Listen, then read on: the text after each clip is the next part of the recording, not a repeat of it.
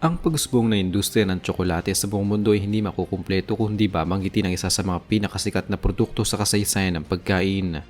Ang Kisses chocolate ay isang maliit na piraso ng gatas na tsokolate na nakabalot sa aluminum foil na may natatanging hugis at maliit na piraso ng papel sa itaas na tinatawag na plum.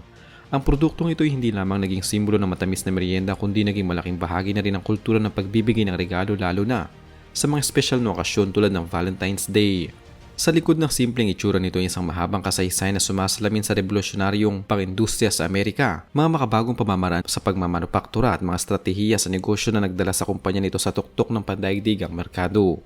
Ang kasaysayan ng sikat na produkto ay opisyal na nagsimula noong taong 1907 sa bayan ng Derry Church sa estado ng Pennsylvania sa United States of America. Ang manufacturing plant na pinagmulan nito ay tinayo sa isang komunidad na kinalaunan ay kinilala bilang bayan ng Hershey dahil sa katanyagan ng kumpanya. Ang nagmamay-ari at nagtatag ng tatak na ito ay ang tanyag na negosyante at chocolatier na si Milton Snavely Hershey bago ang paglikha ng tanyag na maliit na tsokolate.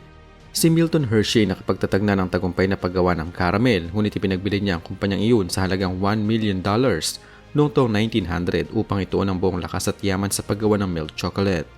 Ginamit niya ang mga makabagong makinarya sa malawak na lupain ng Pennsylvania kung saan mayaman ang supply ng sariwang gatas mula sa mga lokal na sakahan. Ang unang batch ng Kisses chocolate ay lumabas sa pabrika noong 1907 kung saan ang bawat piraso ay individual na binalot gamit ang kamay ng mga manggagawa bago ipatupad ang otomatikong makinarya sa pagbabalot noong taong 1921. Isang malaking katanungan para sa marami ang pinagmulan ng salitang ginamit upang pangalanan ng tsokolating ito. Ayon sa opisyal na talaan ng kumpanya, ang pangalang Kisses ay pinaniniwalaang nagmula sa kakaibang tunog na ginagawa ng mga makina kapag iniluluwa ito o itinatapon ang natunaw na tsokolate sa ibabaw ng gumagalaw na conveyor belt habang ginagawa ang proseso ng produksyon. Ang tunog na tila humahalik o smacking sound ay naging inspirasyon upang tawagin ang produkto ng ganitong pangalan. Gayunpaman, may mga tala sa kasaysayan ng pagkain na nagpapakita ng salitang kiss ay isang pangkalahatang terminong ginamit noong panahon ng 1800 hanggang maagang bahagi ng 1900 para sa anumang maliit na candy o matatamis na pagkain. Noong unang bahagi ng operasyon, nahirapan ng kumpanya na ariin ang eksklusibong karapatan sa pangalan dahil laganap ang paggamit nito sa industriya ng candy. Noong taong 1921 lamang opisyal na nakuha ni Milton Hershey ang rehistradong trademark para sa pangalang Hershey's Kisses upang matiyak na walang ibang kumpanyang pwedeng gumamit nito para sa magkaparehong uri ng produkto. Ang natatanging hugis ng tsokolate na inilalarawan bilang flat bottom teardrop o hugis kono ay may mahalagang rason sa disenyo at produksyon nito. Ang hugis na ito ay hindi bunga ng isang masining na aksidente, kundi resulta ng natural na daloy ng fluido o fluid dynamics kapag ang malapot at mainit na tsokolate ay piniga mula sa isang nozzle o extruder pababa sa malamig na ibabaw ng conveyor belt. Habang ibinubuhos ang tsokolate, ang paghila ng makina, paitaas, ay lumilikha ng patulis na dulo bago maputol ang daloy ng likido. Bukod sa technical na aspeto ng paggawa, ang matulis na hugis ay nagbibigay daan sa tsokolate na mabilis na lumamig at tumigas upang mapanatili ang kalidad nito habang dinadala sa susunod na bahagi ng planta. Ang hugis na ito ay naging mabisang paraan upang makilala agad ng mga mamimili ang tatak kahit hindi pa nila nakikita ang pakete. Upang maprotektahan ang disenyong ito laban sa mga katunggali, ang kumpanya ay matagumpay na nakapagrehistro ng trademark para sa mismong conical shape ng tsokolate noong taong 1976.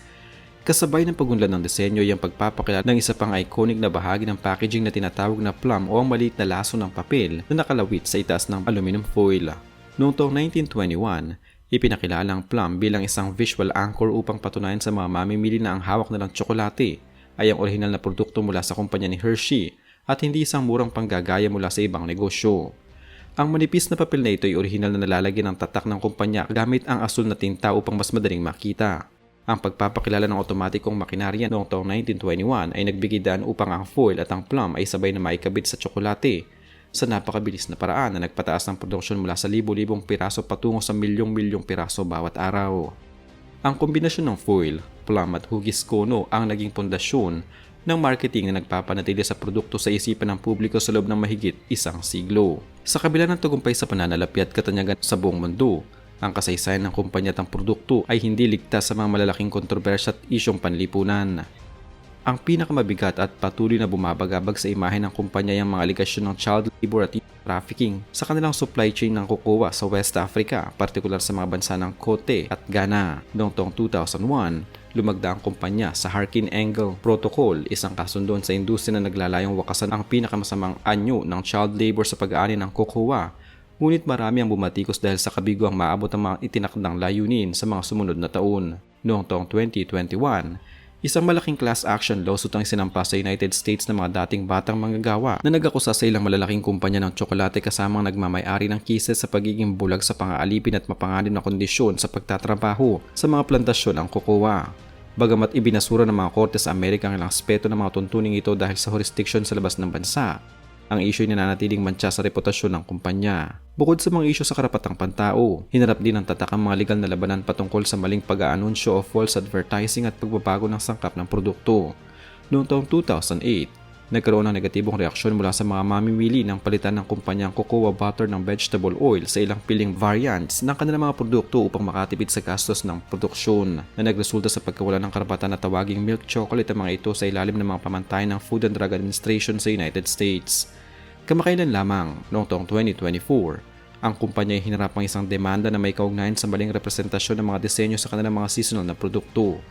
Ang mga consumer group ay patuloy ding nagbabantay sa mga issue ng sustainability kung saan binatikos ang kumpanya dahil sa paggamit ng mga sertipikasyon mula sa mga organisasyon tulad ng Rainforest Alliance na ayon sa mga kritiko ay hindi sapat upang matiyak ang patas na kita para sa mga may hirap na magsasaka ng kokoa. Sa usapin ng kompetisyon sa merkado, ang produkto ay dumaan din sa mga hamon laban sa mga katulad na disenyo ng ibang kumpanya. Isang kilalang halimbawa ay ang Wilbur Buds, isang uri ng tsokolate na ginawa ng Wilbur Chocolate Company noong taong 1894 na may katulad na hugis ng bulaklak bago pa man ilabas ang Kisses noong 1907.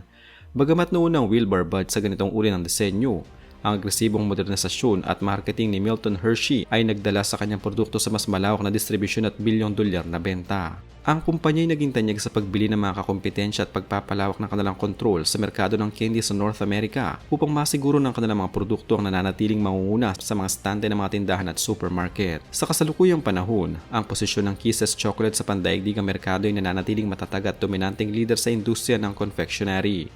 Ang nagmamay-ari nito, ang The Hershey Company na isang public company na kinalakal sa New York Stock Exchange sa ilalim ng ticker symbol na HSY, ay patuloy na nagtatala ng bilyong-bilyong dolyar ng kita taon-taon. Ayon sa mga ulat sa pananalapi, ang North American Confectionery segment ng kumpanya ay nag-aambag ng bilyon-bilyong dolyar sa kanilang pangkalahatang kita kung saan ang maliit na tsokolate isa sa mga pangunahing nagpapatakbo ng benta kasamang iba pang produkto. Gumagawa ang pabrika ng mahigit sa 70 milyong piraso ng tsokolateng ito araw-araw upang matugunan ng patuloy na mataas na demand sa iba't ibang panig ng mundo. Ang kumpanya ay patuloy na nagpapakilala ng mga bagong lasa tulad ng dark chocolate, caramel, cookies and cream at mga seasonal na edisyon upang mapanatili ang interes ng mga bagong henerasyon ng mga mamimili. Ang digital na panahon ay nagdala rin ng mga bagong pamamaraan ng marketing para sa produkto upang mapanatili ang koneksyon sa mga mamimili sa pamamagitan ng social media at mga modernong kampanya sa pag-aanunsyo.